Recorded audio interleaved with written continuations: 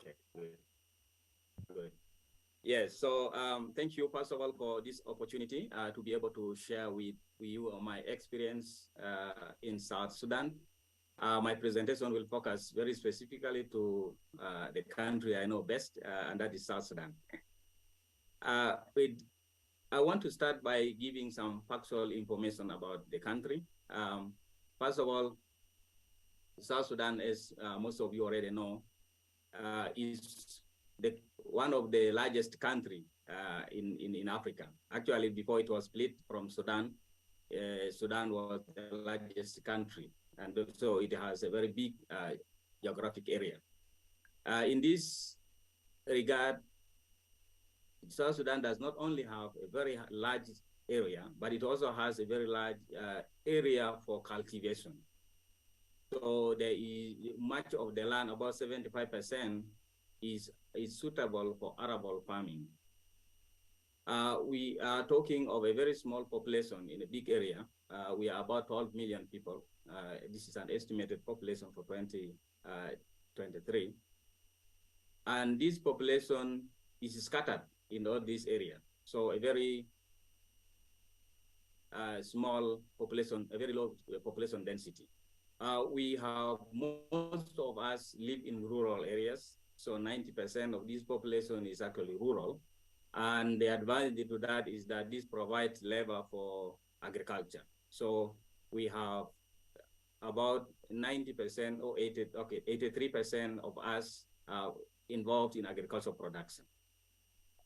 The land of South Sudan is also endowed with a lot of water resources. As you all know, the river flows from south to the north through the country, and it provides a lot of fertile soils alongside the Nile.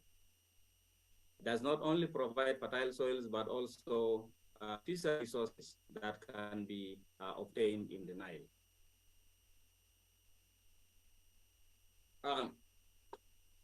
The trend for South Sudan is surprisingly bad, given what I've just explained about the context and the geographic context and the potential it would provide in agricultural transformation.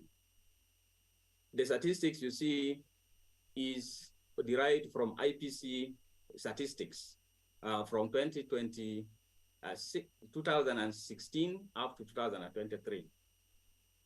The graph in blue is the estimated population of the country, and the one in orange is the population that is described as in their need of food assistance, and therefore justifying for distribution of free food that is normally given out through aid system.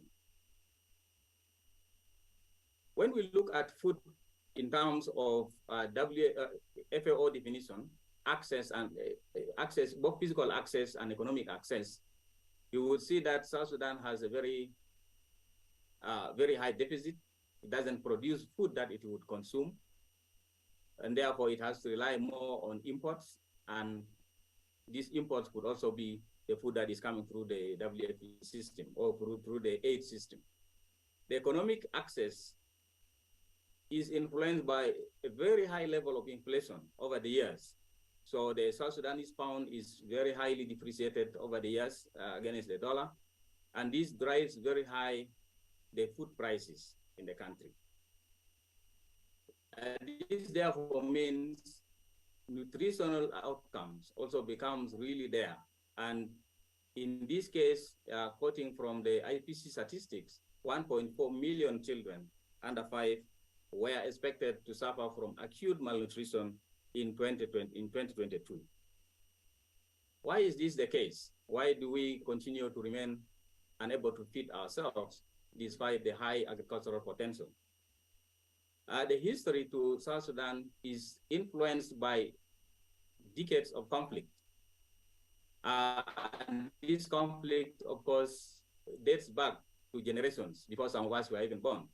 However, the one that is currently giving the most focus is the conflict that started in 2013 to 2016. This drove away a number of people from their families, others settling in IDP camps, while others cross borders into Uganda, Kenya, Ethiopia, and the rest of the neighboring countries, as you can see in the green map. This therefore means land under cultivation was never utilized. So people moved out of their land, and that results in food insecurity.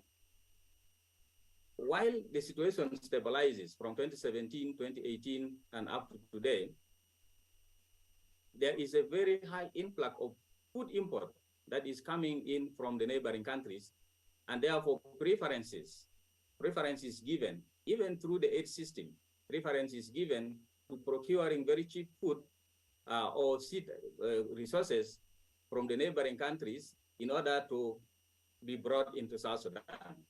And this therefore kills the innovation of South Sudanese farmers to produce. And hence, as you can see, it's more of really suffocating the market. But obviously, there is a justification for it. But I think that there should be need to make sure we move in a very systematic way, reducing all these imports. So South Sudan, with a lot of value, with a very high potential agricultural value, is ranked very low in terms of its neighbors. When you compare to the neighbors who are earning a lot in agriculture, Kenya, for example, 22 billion, Uganda, 10 billion. South Sudan, only at about 800 million, is doing very badly. And this could be something that we can support as international development organizations to bring South Sudan back to benefit from its resources. This statistic here shows money that has come into South Sudan through the ODA system.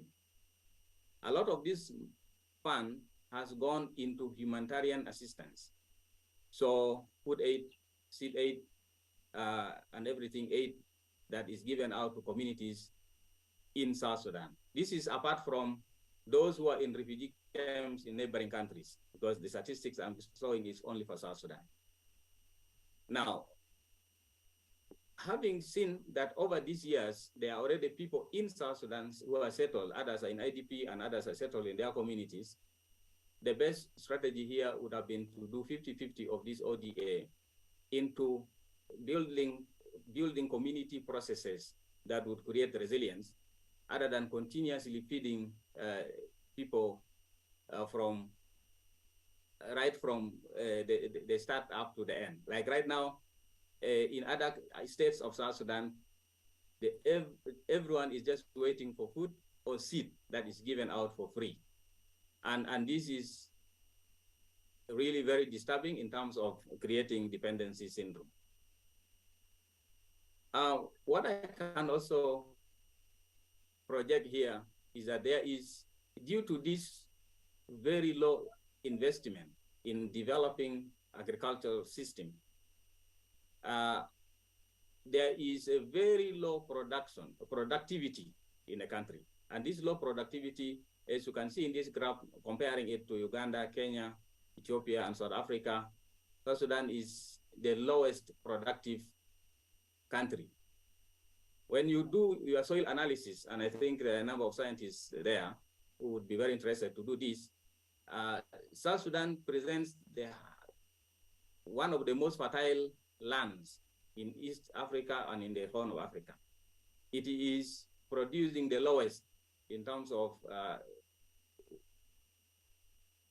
tons per hectare. This is disturbing, and this conflict that is happening in pockets of specific areas, what is happening in these settled areas where agriculture is taking place, that it cannot produce to its optimum potential. My own take on what we need to do as development community, and of course also as government in South Sudan, is that we should focus on existing resources, build capacity of communities in developing these resources into income generation, food generation, and many other aspects, including even employment. So we have a lot of fisheries in South Sudan. There is a potential of over 140 tons per annum in production of fish in South Sudan.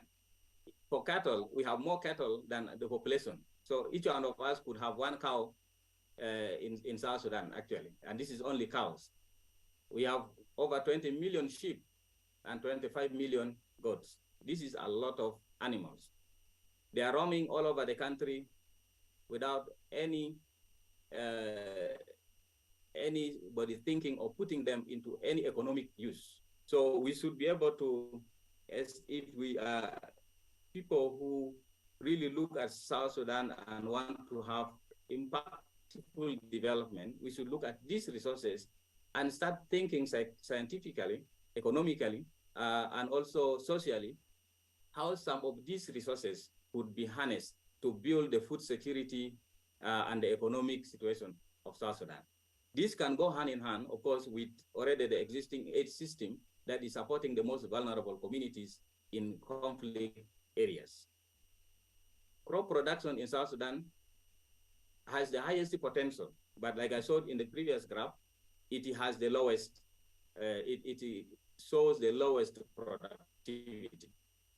And this is because we have not invested enough in terms of input, in terms of knowledge, and also even in terms of human resource that would be put in place to develop the sector.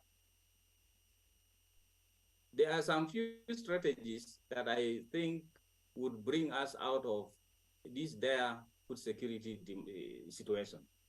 It is really focusing on things that would double the cereal production in South Sudan. And these are not rocket, it's not rocket science. It's things like access to productive input. Seeds, for example, is a very serious input that is lacking. Increase in farm machineries. You could even look at the pictures there. A woman is trying to water her farm. This could be improved. Instead of doing that, there are intermediate machineries that could be used to improve that. We could focus on post-harvest handling technologies. And then, important of all, again, is looking at our soil health. Are we doing the right thing? Are we producing the right crop in the right soil? We could also build community-level private sector. I think I like what the last presenter talked, especially about how we can create transformation in Africa and in the Sahel, he talked, by focusing on community-level private sector. Can we link farmers to invest? Can we link farmers to processors? Can we link them to people who process food and those who even want to import specific type of crops? So if we link communities to entrepreneurs, they themselves become entrepreneurs, and they will sustain their businesses, which in this case is the agricultural business, for a period of time. And I think they will not be there looking for free aid. Enhancing agricultural market. This could also even look at what is going on in the region. The region is feeding South Sudan now with the influx of food that is coming out, but there is a lot of diversity of food in South Sudan that some countries in the region, for example, Kenya imports at the moment some significant variety of sorghum is only found in South Sudan. This could be some creates strategic partnerships. We use it to disseminate knowledge and technology.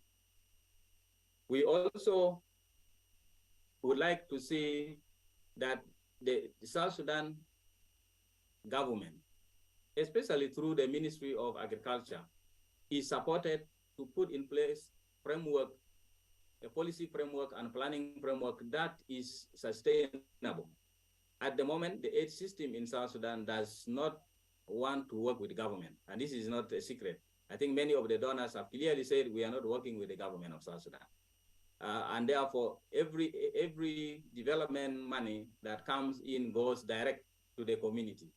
That is a very serious problem in terms of sustainability, because the government in the end will be the one that will create sustainability of these programs when the aid money dissipates.